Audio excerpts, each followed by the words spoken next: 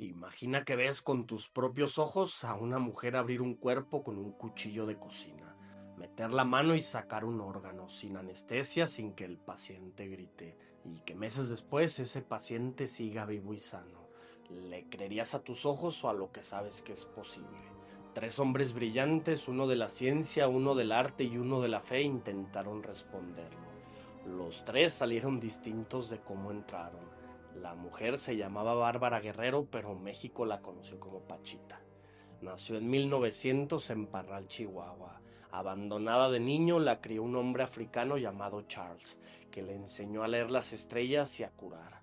Se cuenta que anduvo con la tropa de Pancho Villa, que fue cabaretera, que vendió billetes de lotería, pero su fama vino de otra cosa, de las cirugías psíquicas. Una vez por semana operaba en un viejo edificio de la colonia Roma en la Ciudad de México, hoy conocido como la Casa de las Brujas, en un cuarto en penumbra con gruesas cortinas que tapaban la luz. Entraba en trance y aseguraba que el espíritu del emperador Cuauhtémoc bajaba a operar a través de sus manos, con un cuchillo de cocina cuyo mango cubría con cinta aislante. El primero en estudiarla fue Jacobo Greenberg, neurofisiólogo de la UNAM. Corría 1977 y él investigaba la percepción y los estudios alterados de la conciencia. Llegó a Pachita como a un fenómeno de laboratorio dispuesto a hallar el truco.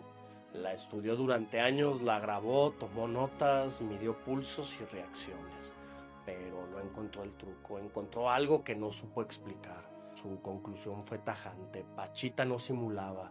Lo que vio en ella lo empujó a radicalizar su teoría más ambiciosa, la sintérgica, que proponía que la mente puede alternar la trama misma de la realidad. Para Greenberg, Pachita era la prueba viviente de esa idea. Escribió 2 libros sobre ella. El que fue a buscar el fraude salió creyente. Años después, en 1994, el propio Greenberg desapareció sin dejar rastro. El segundo fue Alejandro Jodorowsky, el cineasta, y él fue más lejos que mirar, se acostó bajo el cuchillo. Le dolía el hígado y fue por curiosidad, diciéndose que aquello era puro teatro. Pero cuando se vio en la cama con Pachita empuñando el cuchillo y los fieles rezando alrededor, le entró miedo de verdad. Contó lo que sintió, notó cómo lo cortaban, sintió el dolor de la cama abierta, vio correr la sangre. Tuvo la sensación de que le hurgaban las tripas. Durante 8 minutos sufrió atrozmente y se quedó blanco. Al final Pachita le pasó las manos por el vientre y el dolor desapareció de golpe. Su hígado, dijo, no volvió a molestarlo, y dejó escrita la frase que lo resume todo: si fue un truco de magia, la ilusión era perfecta. No solo los presentes vieron abrirse el vientre, sino que el mismo paciente sintió el dolor.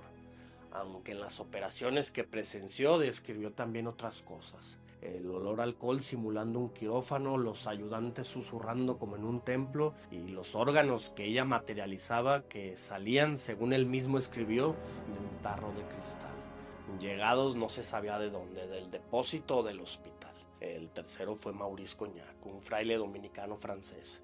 No llegó por curiosidad, llegó por dolor. Su mejor amigo Robert Dupont estaba desahuciado por un cáncer que los médicos de Francia no pudieron parar, y fue Jodorowsky quien le habló de Pachita. Volaron 8 horas hasta la Ciudad de México. Ella lo operó y Dupont sintió un alivio profundo. El dolor cedió mientras estuvo ahí, pero el cáncer no se detuvo y murió pocas semanas después. En 1978, Charles Mingus, uno de los más grandes del jazz, con una enfermedad degenerativa e incurable, también viajó a México a tratarse con Pachita. También sintió un respiro y también murió pocos meses después, en enero de 1979. Cognac salió tan descolocado que se puso a leer a Carlos Castañeda buscando respuestas, y murió dudando con una sola certeza: el mundo, escribió, no es un espectáculo sino un misterio. La cirugía psíquica no nació con Pachita, viene de Filipinas y del espiritismo del siglo XIX. Solo operaba en penumbra y decía que la luz dañaba los órganos, aunque lo que daña un órgano expuesto no es la luz, sino el aire sin esterilizar. Ninguna de sus curaciones se publicó en una revista médica ni se registró bajo una cámara con luz plena. Jodorowsky, que la acompañó semana tras semana durante horas, confesó que nunca pudo descubrir el truco, pero dejó una pista y la ciencia la ha ido confirmando. Lo que la medicina llama efecto placebo no es un truco de la imaginación, es el efecto real que el significado de un tratamiento produce en el cuerpo. El rito, el instrumental, la autoridad de quien cura disparan en el cerebro la misma química que un analgésico: endorfinas, dopamina, alivio medible. No es que el enfermo imagina que mejora, mejora. Y ahí aparece una pregunta más difícil que la del principio. Si el teatro de Pachita, la sangre, el trance, el emperador muerto era lo que activaba esa química, entonces el espectáculo no era el disfraz del engaño, era el mecanismo de la cura. Quítale la penumbra, el cuchillo, el miedo y quizá también el efecto. La sugestión necesita su escenografía para funcionar. Un placebo sin rito deja de ser placebo, pero el mismo marco que le explica la limita. Ese efecto alcanza el síntoma, no la enfermedad. Calma el dolor, afloja la angustia, alivia lo que el cuerpo somatiza. No encoge un tumor ni repara un nervio. Por eso Dupont sintió que su dolor cedía, y aún así el cáncer lo mató. Por eso Mingus tuvo su respiro y murió igual. El rito llegó hasta donde llega la mente sobre el cuerpo. Bárbara Guerrero murió en 1979 a los 79 años. No dejó un método que alguien pudiera repetir ni una prueba que resistiera a una cámara. Dejó 3 hombres descolocados, cientos de testimonios y una pregunta que ni la ciencia ni la fe terminan de cerrar. Si una mentira bien contada alivia de verdad, ¿dónde termina el engaño y dónde empieza la medicina?